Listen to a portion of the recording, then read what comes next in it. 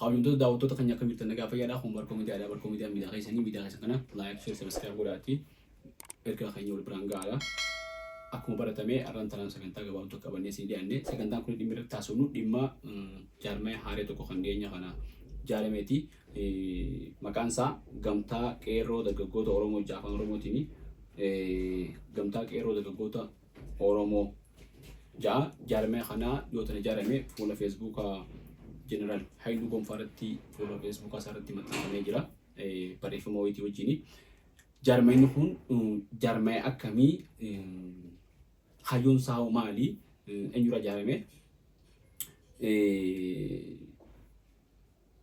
itti baha jaarmee kanaa hoo hayyoo sagalmaan ga'uu irratti maali moo jaarmeen kun cimina inni qabuu fi akkaataa amma bu'uureffamuu isaa irratti cimina jiruu fi hanqinni immoo namatti mul'achuu maloo maali waan jiru wantoota hanga kana waliin tu'ina gabaabsine jalqaba irratti jaarmeechi maqaan isaa jalqaba irratti jaarmeenni dargaggoonni Oromoo yookaan ammoo qeerroon tun tan qabsoo keessatti yeroo dheertuu wareegama adda addaa kabalaa turte jaaramuun waan akkaan barbaachisaatii fi waan namni hunditti amanu namni mataa wal dalagu namni gartee qixa sirriitti yaadu hundinuu waan itti amanu. Kana duraas namoonni hedduu yaada yeroo adda addaatti kan turanii jaaramuu qabdi dargaggoonni Oromoo jaaramee gamtaan osoo qaba. Osoo gartee gamtaan qabaannee osoo hoggansa qabaannee nama wal jala deemuu hin qabaanne akkanumatti deemuun sirrii miti.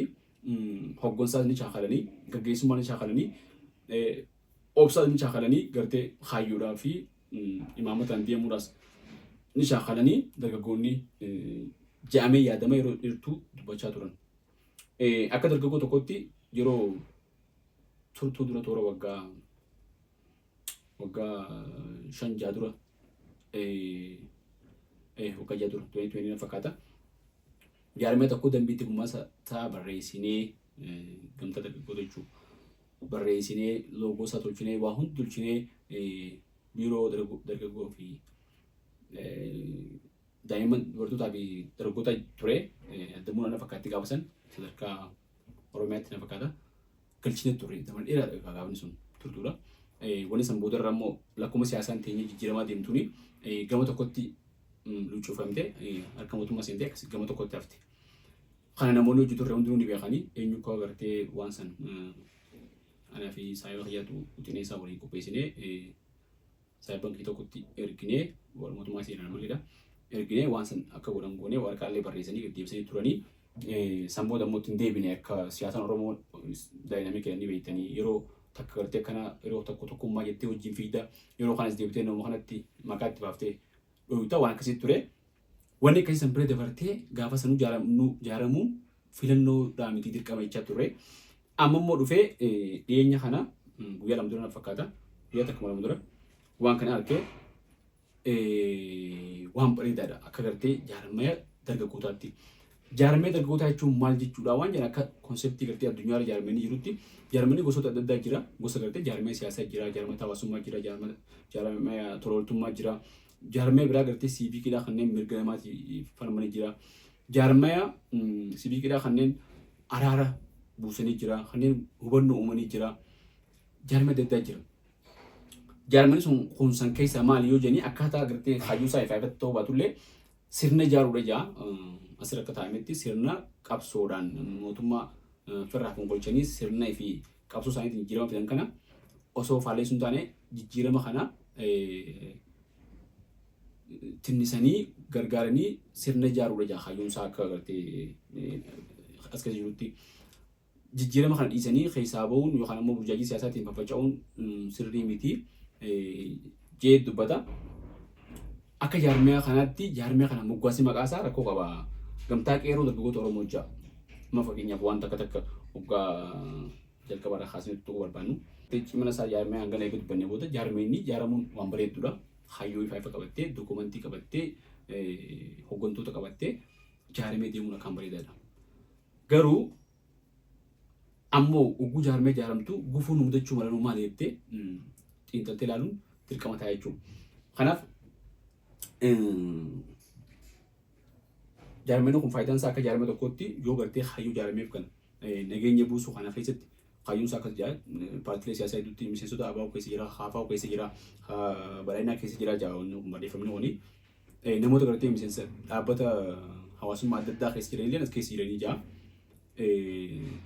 jaarmee akkasiitti jira nageenyaaf akka waan advokeet godhuuti araara buusuudhaaf bula jidduutti wal lolchiisuun ta'u qabsoon siyaasaa ta'uu godhamtu karaa nageenyaa qofa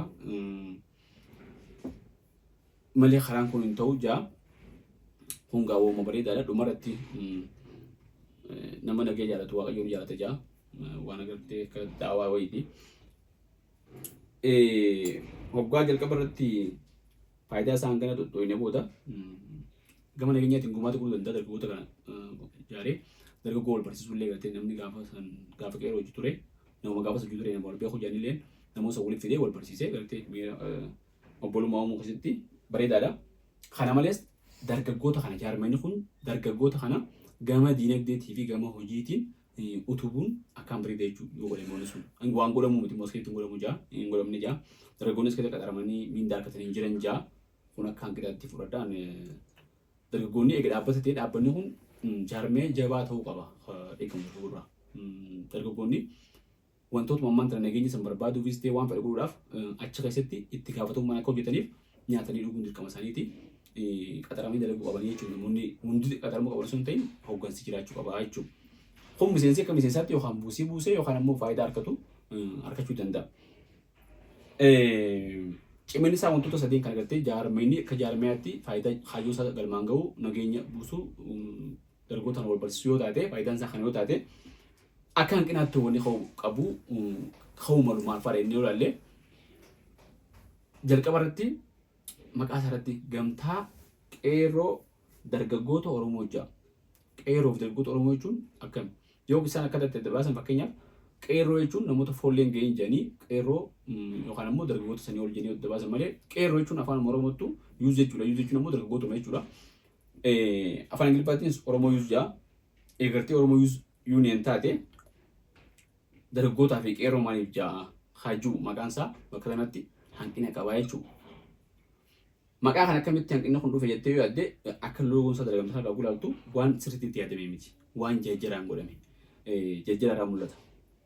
Waan jajjaraan gartee godhame jechuudha. Maaliif loogoon isaa kilirlii ifatti akka bareedatti hin kaa'amne barreeffamni isaa illee istaayilaa wanti hundi akka bareedatti hin kaa'amne jajjaraan waan godhame jechuudha loogoon tun akkanumatti yeroof waan godhame fakkaatti. Maqaan isaa sirrii miti jechuudha. Kan immoo gamtaa dargaggoota Oromoo jechuu qaba yookaan ammoo gamtaa qeerroo Oromoo jechuu qaba. Simpil godhuu qaba jechuudha. Gamtaa qeerroo dargaggoota Oromoo ijuuf hin jirtu jechuudha. Afaan Ingiliffaatti Oromoo Youth Association Youth Union waan jechuudha. Kanaaf bakka maqaa kanarratti jajjara jiraachuu barsiisaa jechuudha takka. Lamada jaarmeenyi kun ni harkifate. Eegas jijjiiramni kun dhufee waggaa torba. Eega jijjiiramni kun dhufee waggaa torban kana amma Jeneraal Hailuu Gonfaa bara gartee jijjiiramni jalqaba dhufee gartee 2018 booda 19 kana jaarmee akkana dargaggoonni akka jaaraman sochii godhaa ture qubaan qaba. Sochii godhaa ture gaafa sanitti ganamu gaafa san gama gartee jijjiirama kana deeggaruutti jira. Osoo jijjiiramni kun gartee gama biraatti jijjiiramni jechuudha.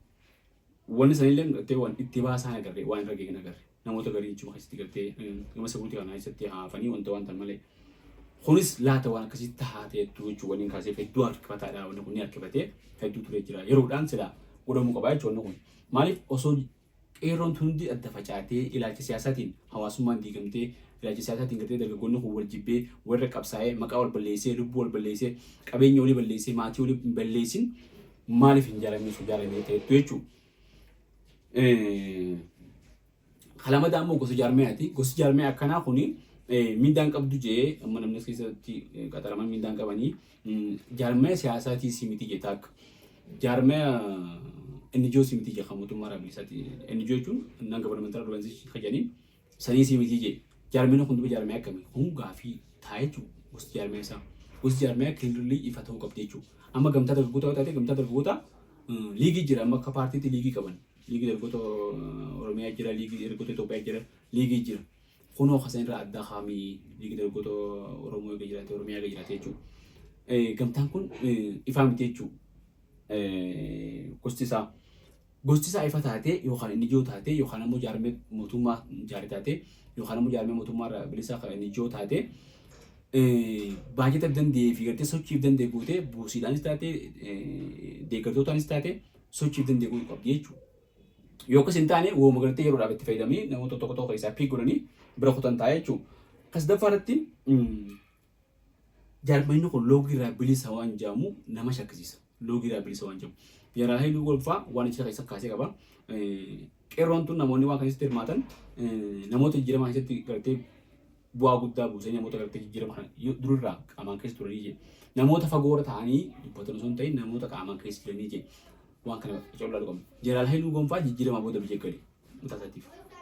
Jijjiirama booda biyya galee jijjiirama biyya galchee biyya alaa taa'eetti jijjiirama sana keessatti hirmaachaa ture dandeetti. Hirmaachaa ture jeetuma yaada.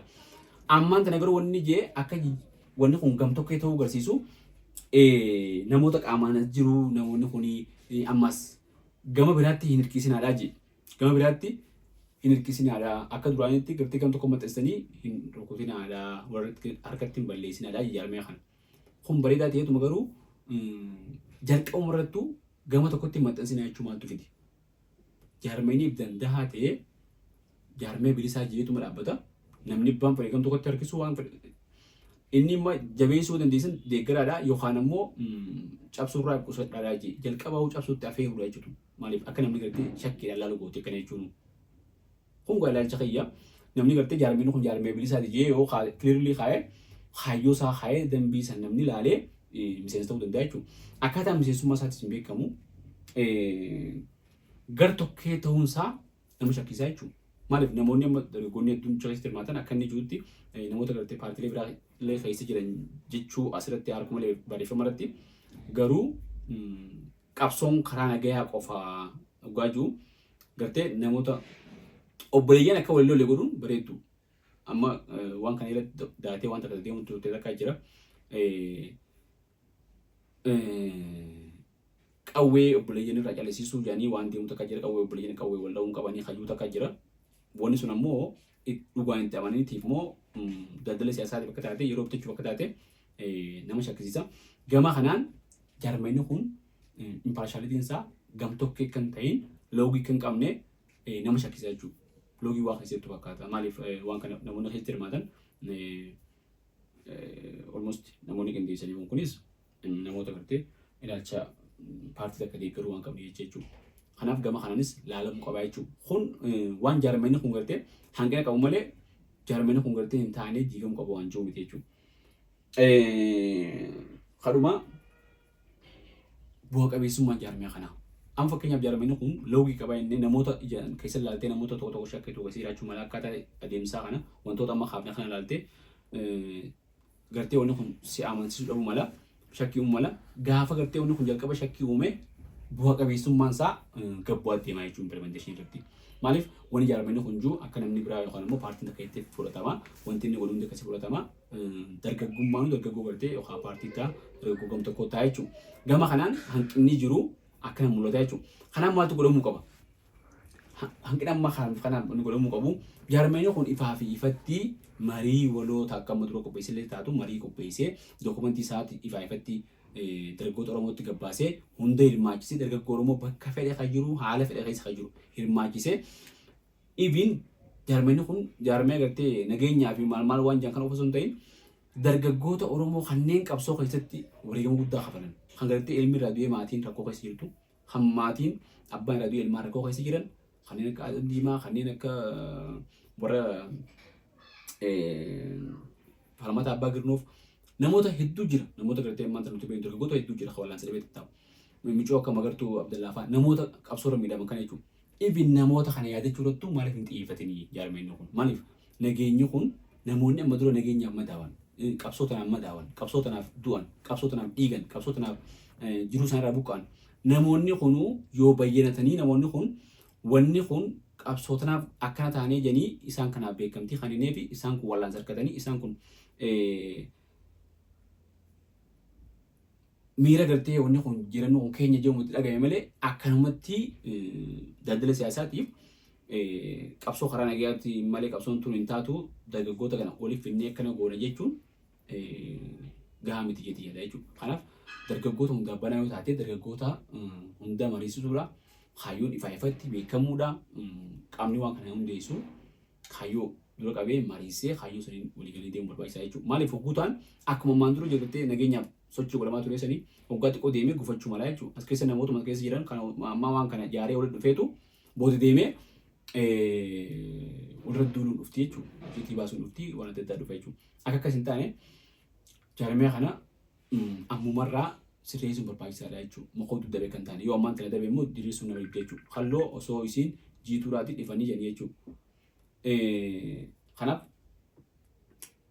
maqaa isaarraa kaasee jaarmeen kun hanga mataa isaatti sirraa'uu qaba. Yoo gartee waan akka amma waan gartee jiran halluun jee sanarra dhaabbadeeti wanni kan hin jechuudha. Deeggaraadhaa wanni kun gartee jee nuti jaarmee Oromoo deeggaruurraa namni akka mataa kiyyaatti dargaggoon Oromoo hundinuu jaarmee dargaggootaa ni feeti itti amanti. Garuu hanqina jiruu fi cimina jiru walitti himanii waan hundachuu immoo dura firraa raaganii ilaalanii akkaataa itti qotanis qopheeffachuun barbaachisaadha jechuudha. Sodaa adda addaa gartee jalqabarraa uumanii gam tokko harkisnaa ittiin duulinaa maal jechuu fiduu osoo hin taane tun nama yaadachiisu taate itti amanii kaayyoo saniin deemuu barbaachisaadha jechuudha. Qixa sirriittiin dhaabbatanii. Kanaaf jaarmee kana waan faayidaa qabu yoo taate gartee akkaataa amma jira kanatti dhugaadhaan kaayyoo gartee nagee buusuu kanaaf yoo adeemu taate waan bareedaadha jenna sirreeffamni adda addaa kanneen amma haafna kun akka godhamu jenna. Har'aaf asumarra goolabna sagantaa biraatiin gola deebinutti viidiyoo keenya kana laayik godhaadhaa koommentii nu kennaadhaa sheeris walii godhaadhaa yuutuub chaanalii sabiskiraayib godhaadhaa gama hundaanuu gana barreessin jenna hedduu galatoomaa.